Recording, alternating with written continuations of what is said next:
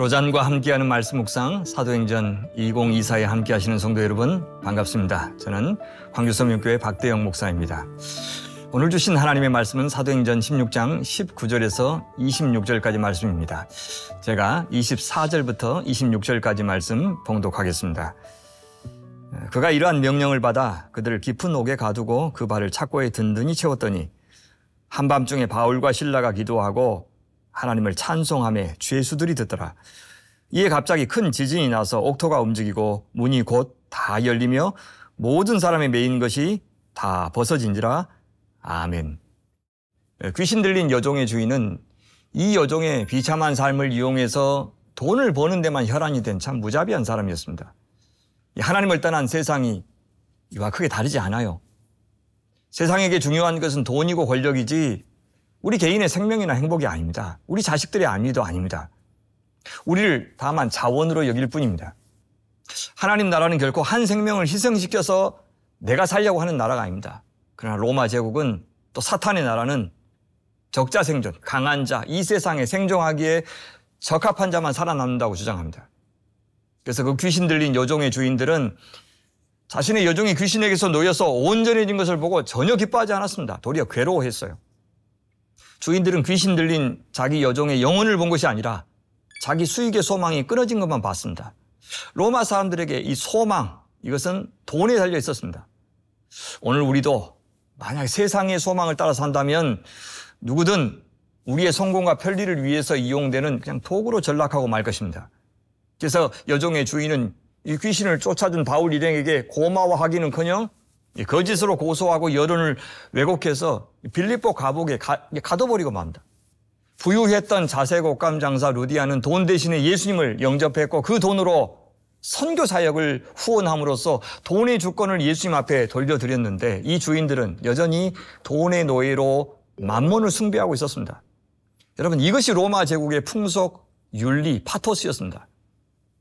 이런 고소에 대해서 로마 당국은 어떻게 반응하고 있습니까? 로마 제국은 세상을 호령하는 나라였고 평화를 약속하는 그런 나라였지만 그렇게 한 귀신 들린 여종을 돈벌이에 이용하는 풍습을 잘도 인정해주고 있습니다. 평소에는 엄청 교양 있게 말하고 고상하게 행동하고 로마 시민으로서의 자부심이 충만했던 이 빌립보 사람들, 어떻게 반응하는지 한번 말씀을 통해서 확인해 보십시오. 무리가 일제히 일어나 고발하니 상관들이 옷을 찢어 벗기고 매로 치라 하여 많이 친 후에 옥에 가두고 간수에게 명하여 든든히 지키라 하니 그가 이러한 명령을 받아 그들을 깊은 옥에 가두고 그 발을 착고에 든든히 채웠다라고 말합니다.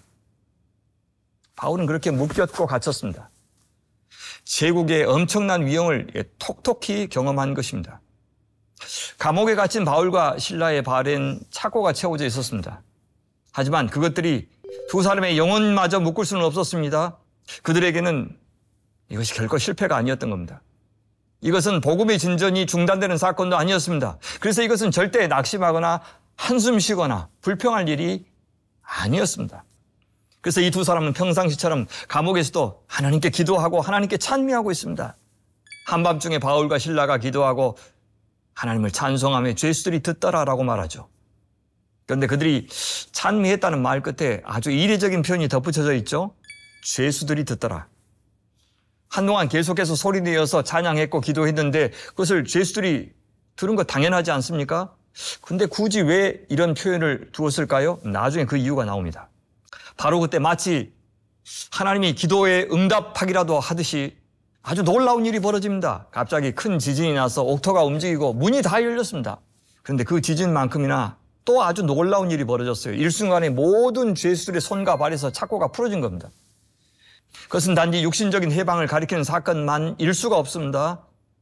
바울과 실라의 기도와 찬미를 들은 죄수들의 착고까지 풀어졌다고 하는 것은 고난 중에 드렸던 그들의 기도와 찬미가 그리고 좌절과 원망이 가득해야 될 자리를 예배의 자리로 만들었던 그 바울의 신앙, 실라의 신앙이 이제 모든 죄수들에게 복음이 될 것임을 보여주는 사건입니다. 그렇다면 그것은 나중에 죄수들의 마음의 지진을 일으켜서 그 마음의 빗장까지 여실 것이고 그래서 그들도 루디아처럼 바울과 실라가 믿는 구주를 영접하게 될 것을 미리 보여주는 사건이라고 보아야 하지 않을까요? 사랑하는 여러분, 복음은 그렇게 꼭 우리 그리스도인들이 저 세상보다 잘 나가고 성공했을 때 힘을 발휘하는 것만은 아닙니다. 세상이 바라는 것을 그리스도인들이 먼저 이루고 더 많이 누리고 있는 것을 보고서야 세상이 우리가 믿는 주를 믿겠다고 나서는 것이 아닙니다. 그런 일은 드뭅니다. 도리어 성도의 신앙의 진면목은 그들이 고난의 때 보이는 반응에서 더 적나라하게 나타납니다.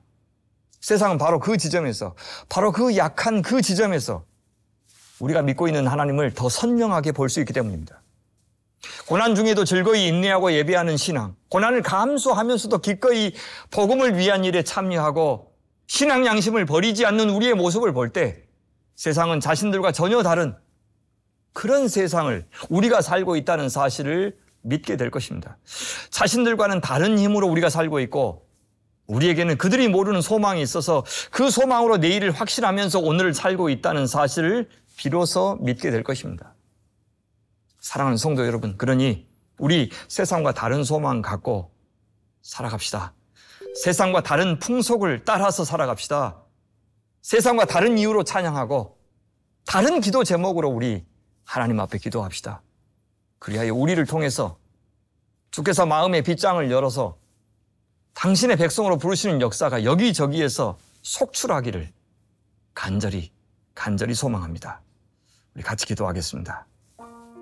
하나님 아버지, 어떤 상황에든지 주께서 저희의 소망이 되시고 찬미가 되시고 기도를 들으시는 참 능한 하나님이 되시도록 기꺼이 우리 전부를 어떤 상황에서든지 맡기는 굳센 믿음의 사람들이 다 되게 하여 주시옵소서.